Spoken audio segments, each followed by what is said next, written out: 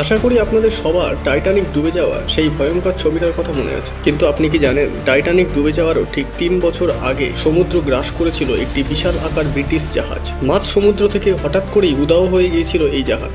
এর বহুদিন পরে ভেসে উঠেছিল মৃতদেহ। চলুন তাহলে আজ জেনে নিই ডুবে যাওয়া জাহাজের সেই রহস্য কাহিনী। 1908 সালে ব্লু অ্যাঙ্কার নামে ব্রিটিশ একটি শিপ বিল্ডিং কোম্পানি SS ওয়ারাতা নামে একটি জাহাজ তৈরি করে। 12ই সেপ্টেম্বর ব্রিটেনের এজেন্ট জেনারেল অফ ভিক্টোরিয়ার স্ত্রী জেড ব্লু টার্ভানার এই জাহাজটি উদ্বোধন করেন। টাইটানিকের মতো এই বিল্ডিং কোম্পানিরও সেম দাবি ছিল এই জাহাজটি কোনো পরিস্থিতিতেই ডুববে না, যদিও ফার্স্ট রাইডে তা প্রমাণ করে দিয়েছিল ওয়ারাতা। কিন্তু 1909 সালের জুলাই মাসে ক্যাপ্টেন জোসিয়া এডওয়ার্ড 211 জন যাত্রী সহ এই জাহাজটি সেকেন্ড টাইম সমুদ্রে নামে। অস্ট্রেলিয়া থেকে দক্ষিণ আফ্রিকার কেপটাউন পোর্টে পৌঁছানোর কথা ছিল তার। 26শে জুলাই বিকেলে সাউথ আফ্রিকার ডারবান পোর্টে পৌঁছেছিল ওয়ারাতা। সেখান থেকে রাত 8টা বাজতে 5-এ রওনা হয়েছিল কেপটাউনের উদ্দেশ্যে। ভারত মহাসাগরের উপর থেকে ভেসে যাওয়ার সময় ওয়ারাতা লক্ষ্য করে দূরে অন্য একটি জাহাজ যাচ্ছে। পরে ওই জাহাজের নাবিক জানিয়েছিলেন ওয়ারাতা তাদের জাহাজটিকে অনুসরণ করে আলো জ্বালিয়ে তাদের সাথে যোগাযোগ রাখার চেষ্টা করছিল।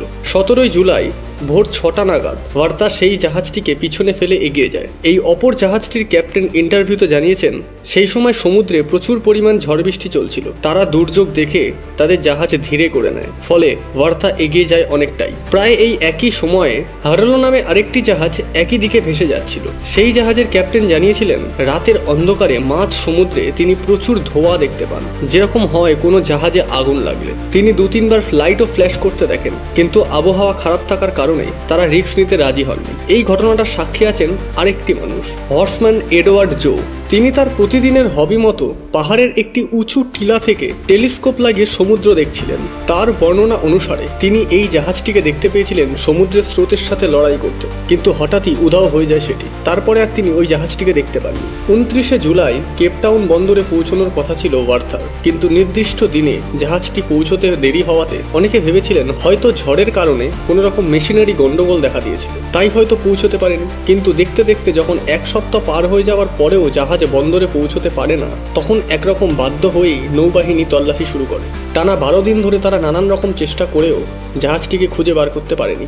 শেষমেশ 13ই আগস্ট ওয়ারাতা যেখানে ডুবেছিল বা উধাও হয়েছিল সেখান থেকে একের পর এক মৃতদেহ জলে ভেসে উঠতে দেখা যায়, কিন্তু জাহাজটির কোনো রকম ধ্বংসাবশেষ পাওয়া যায়নি কোথাও। এরপরে কেটে যায় 90 বছর। 1999 সালে 14ই জুলাই এমলিন ব্রাউন নামে একজন সি এক্সপ্লোরার দাবি করেন তিনি কেপটাউনের পূর্ব উপকূলে ওয়ারাতার ধ্বংসাবশেষ খুঁজে পেয়েছেন। কিন্তু এই এলাকার সমুদ্রের স্রোত এতটাই বেশি যে কোনো ডুবুরির পক্ষেই তা খুঁজে বার করা সম্ভব নয়। জিনিসটা প্রচণ্ড রিস্কি, তাই তিনি জায়গাটার নির্দিষ্ট কোনো ঠিকানা কাউকে জানাননি।